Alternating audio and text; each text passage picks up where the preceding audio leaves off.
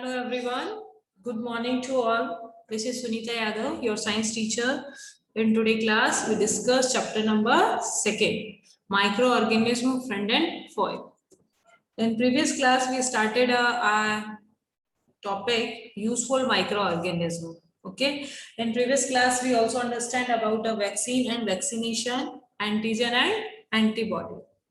How microorganisms help us to create an antibody in our body. Today our new topic in useful microorganism, increasing soil fertility. How microorganisms help us to increase soil fertility, we discuss in this point. Okay, as we all know, all plants not able to absorb nitrogen directly. Okay, plant absorb not directly nitrogen, absorb directly nitrogen gas instead of nitrate and nitrite form. ठीक है, nitrogen के compound form में plants nitrogen को absorb करते हैं. Direct nitrogen gas may be nitrogen gas 78% है, but plants are not able to absorb direct nitrogen gas. Okay, so plants absorb in the form of nitrate and nitrite. Second question here is why plant need to nitrogen maybe in the nitrate form.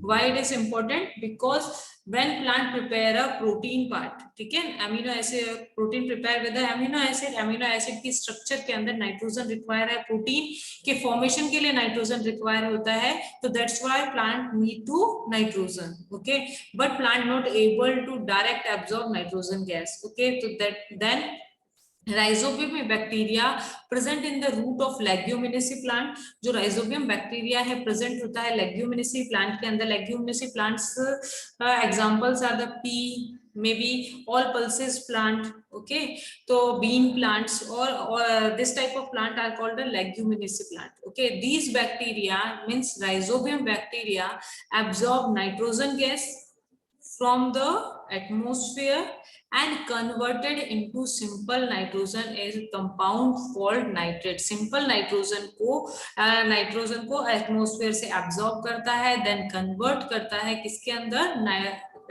Nitrogen के compounds में, is called a nitrate.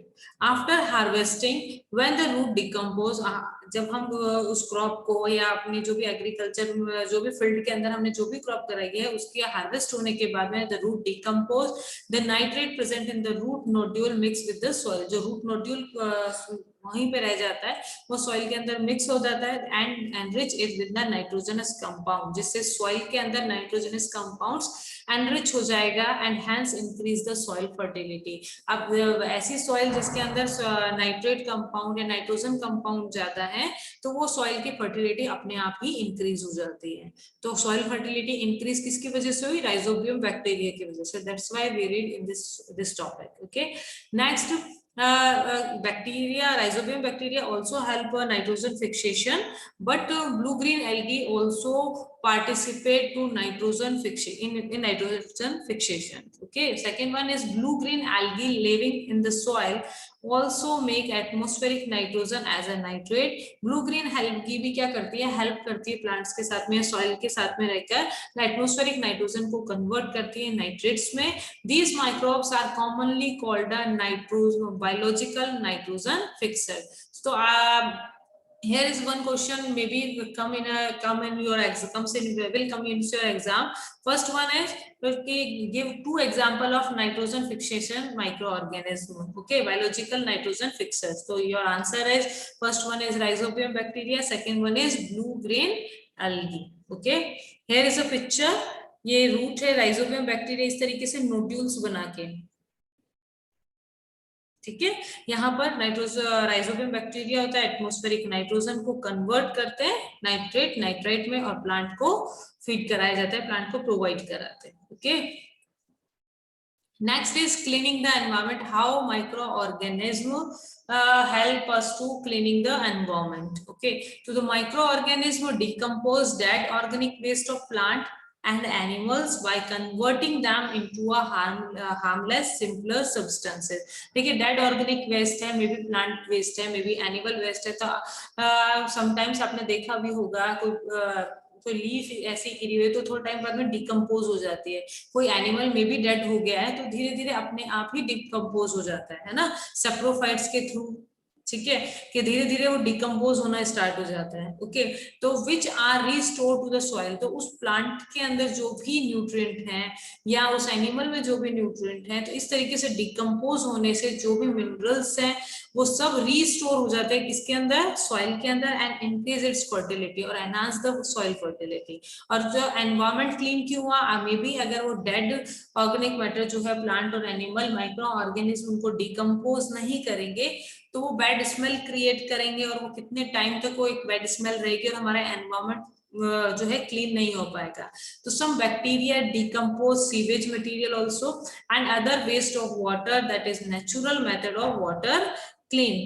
Many of the bacteria, maybe fungi, maybe especially in fungi and bacteria help us to cleaning the environment. Okay, जो भी dead और decaying material होगा उनको convert करते हैं simpler substance में। ये जो सिंपलर सब्सटेंस है रीस्टोर हो जाएगा किसके अंदर,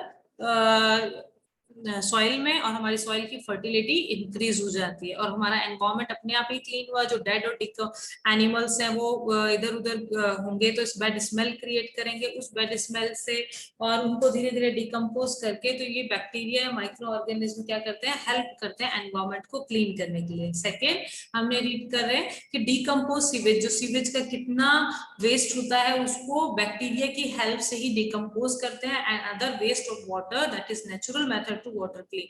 और सीवेज ट्रीटमेंट जो है को यूज करते हुए हम जो सीवेज में जो लॉट ऑफ वाटर वेस्ट होता है उसको क्लीन करते हैं। ठीक है, तो यहाँ पर भी here micro organism help us. Okay, now we move to a next point, harmful micro organism. Okay, now we move to our next point. It is a harmful microorganism. As we all know, our chapter name is microorganism, friend and foe. So first we understand about all type of microorganism, then we understand about how microorganism useful to us. Now foe, how microorganism harmful for microorganism. ठीक है, कैसे ये हमारे लिए as a enemy work करते हैं. Okay, so here is we discuss about the harmful microorganism. Microorganisms are harmful in many ways. Some of the microorganisms cause disease in human beings, plants and animals. Such disease causing microorganisms are called pathogens. Here is a definition of pathogen. ठीक है, ऐसे micro organism जो disease cause करते हैं। Okay, तो those micro organism के लिए हम एक टर्म यूज करते हैं pathogen. Pathogen means disease causing micro organism. Okay, some micro organism spoil food, कुछ डिजीज कॉज करते हैं, मे बी कुछ फूड को स्पॉइल करते हैं, क्लोथ को स्पॉइल करते हैं, लेदर स्पॉइल करते हैं। Let us study about their harmful activity. Okay, pathogens enter, whenever pathogens enter our body through their, कैसे एंटर हो सकते हैं पैथोजन हमारी बॉडी के अंदर, may be through air, may be breathing process के थ्रू, may be when we water intake, ठीक है, व्हेन वी फूड ईट, ठीक है, तो फूड ईट करते टाइम पे, वाटर इनटेक करते टाइम पे, या एयर को ब्रीथ करते टाइम पे ये जो पैथोजेंस है हमारी बॉडी के अंदर एंटर हो जाते हैं। और pathogen are also transmitted by direct contact with infected person. कई बार क्या होता है, इन्फेक्टेड पर्सन के डायरेक्ट कांटेक्ट में भी अपन आ जाते हैं, तब भी हमें कुछ डिजीज कॉज हो जाती है। Okay, disease causing microorganism. Pathogen enter our body through the air we breathe. Pathogens हमारी बॉडी के अंदर एंटर होते हैं कि जो एयर जब हम ब्रीथ करते हैं तो एयर के through, water we drink, the food we eat. They can also get transmitted by direct contact with the infected person or carried by an animal. Microbial disease that can spread from an infected person to a healthy person through air, water, food or physical contact are called a communicable disease. Here we discuss about the disease are a two type. ठीक है, disease कितने type की होती है, to type की। First one is communicable disease and second one is non communicable disease. What is communicable disease? A particular disease can spread by a infected person through air, water, food or direct physical contact are called a communicable disease. और non-communicable disease infected person से direct contact से air, water, food से spread नहीं होती है। ठीक है, तो communicable disease जैसे आप common cold, chicken pox, now corona virus are a communicable disease. But non-communicable disease कौन सी हो जाएगी, मे बी कैंसर, अगर किसी पर्सन को कैंसर है, उसके पास में बैठने वाले पर्सन को कैंसर नहीं हो सकता। मे बी नाइट ब्लाइंडनेस, जो भी डेफिशिएंसी डिजीज है, जैसे स्कर्वी डिजीज है। अब मैं, मेरी बॉडी के अंदर विटामिन सी की डेफिशिएंसी है, तो कौन सी डिजीज कॉज होगी बेटा? Scurvy disease. तो बॉडी, मेरी बॉडी के अंदर डेफिशिएंसी है, तो मेरे पास में कोई पर्सन अगर बैठ रहा है तो उसको स्कर्वी डिजीज नहीं स्प्रेड हो सकती, क्योंकि वो तो डेफिशिएंसी डिजीज है ना। तो काफी डिजीज कैसी होती है, जैसे डेफिशिएंसी डिजीज, कैंसर, है ना। तो इस टाइप की डिजीज नॉन कम्युनिकेबल डिजीज होती है, जो डायरेक्ट कॉन्टेक्ट से नहीं स्प्रेड होती, एयर से नहीं स्प्रेड होती, वाटर से नहीं स्प्रेड होती। Okay, so those disease spread with air, water, and direct contact are called a communicable disease. For example, cholera, common cold, chickenpox, tuberculosis, and also corona.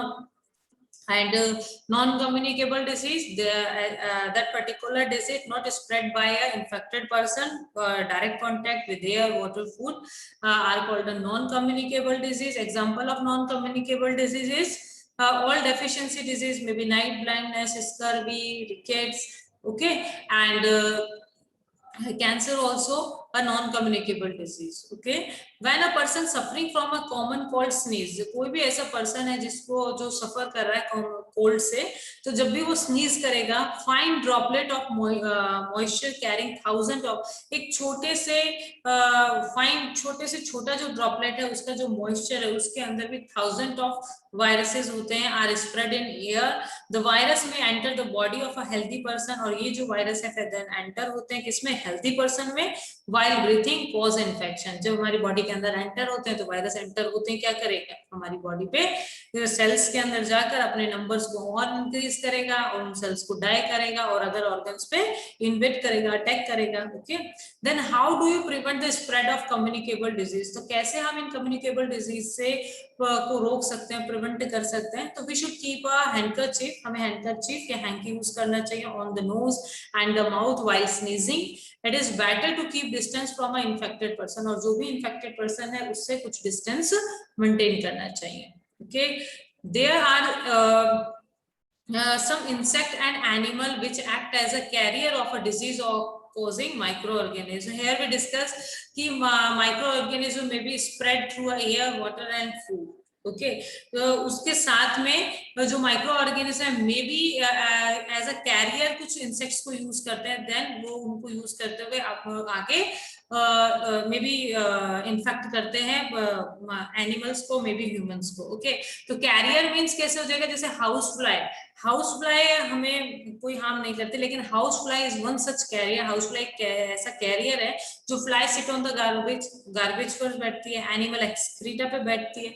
Pathogen stick on, जो वहां उस area में, उस garbage में या उस excreta में जो भी पैथोजन है, जो भी बैक्टीरिया, वायरस, माइक्रो ऑर्गेनिज्म जो भी वहां पर होंगे पैथोजन्स, वो उनकी बॉडी पे स्टिक हो जाते हैं, और फिर वो वही फ्लाई अनकवर्ड फूड पे दे में ट्रांसफर द पैथोजन। तो फ्लाई क्या करती है? फिर उन अनकवर्ड फूड को ट्रांसफर करने, उन पैथोजन्स को ट्रांसफर करने में हेल्प करती है। तो here is a house fly act as a carrier. ठीक है, whoever eat the contaminated food, कोई भी उस contaminated food को या अनकवर्ड फूड को ईट करेगा, likely to get sick, और वो क्या होगा? बीमार हो जाएगा। So it is advisable always keep food covered, ये हमेशा एडवाइस किया जाता है कि आप हमेशा अपने फूड को कवर करें, कवर करके रखें। Avoid consuming uncovered food items of food, uncovered food items जो होता है उनको कंज्यूम करने से अवॉइड हो। Another example of a carrier is the female, एक अनदर एग्जांपल है फीमेल एनाफिलिस मॉस्किटो। आपने malaria, I think you all hear this disease name, malaria. Malaria is caused by a female Anopheles mosquito. और जो malaria है वो Plasmodium से होता है। जो फीमेल एनाफिलिस मॉस्किटो है उसके सलाइवा के अंदर ये जो प्लाज्मोडियम है वो स्टेबल करता है। जब भी इंसेक्ट हमें बाइट करता है तो वो उसकी सलाइवा हमारी बॉडी के अंदर उसके साथ में इंजेक्ट कर दी जाती है। तो प्लाज्मोडियम जब हमारी बॉडी के अंदर आ जाता है, प्लाज्मोडियम याद आ रहा है आपको? प्रोटोजोआ का एग्जांपल था अमीबा एंड प्लाज्मोडियम। क्लियर? तो ये जो प्लाज्मोडियम है वो हमारी बॉडी के अंदर मलेरिया कोज करता है। जस्ट इसी तरीके से female Aedes mosquito act as a carrier of dengue virus. How can we control spread of malaria and dengue? कैसे हम इन चीजों को स्प्रेड होने से बचा सकते हैं? हम एबल है अंडरस्टैंड करने में कि भाई मलेरिया और डेंगू किसकी वजह से हो रहे हैं? मॉस्किटोज की वजह से हो रहा है। मॉस्किटो कहाँ पर होंगे? Why does the teacher keep telling us not to let water collect anywhere in the neighborhood? आपको हमेशा सिखाया जाता है टीचर के थ्रू, आपके पेरेंट्स के थ्रू, कि अपने आसपास में वाटर को कलेक्ट नहीं होने देना है, ठीक है? क्योंकि all mosquitoes breed in water. जो मॉस्किटोज हैं अपने नंबर्स को इंक्रीज करते हैं, मे बी रिप्रोड्यूस करते हैं कहाँ पर? In water. Hence one should not let water collect anywhere in cooler, tyre या flower pot etcetera by keeping the surrounding clean. उनके आसपास के एरिया को क्लीन रखें, ड्राई या सूखा रखें। We can prevent mosquito from breeding. तो हम प्रिवेंट कर सकते हैं मॉस्किटो को ब्रीडिंग करने से, तो उनके नंबर्स इंक्रीज नहीं होंगे। Try to make a list to measure with the help to avoid the spread of malaria. Okay, new point is some common human disease caused by microorganisms. कुछ common disease हैं जो microorganism के through cause हुई है. We discuss this part in a next class. Okay.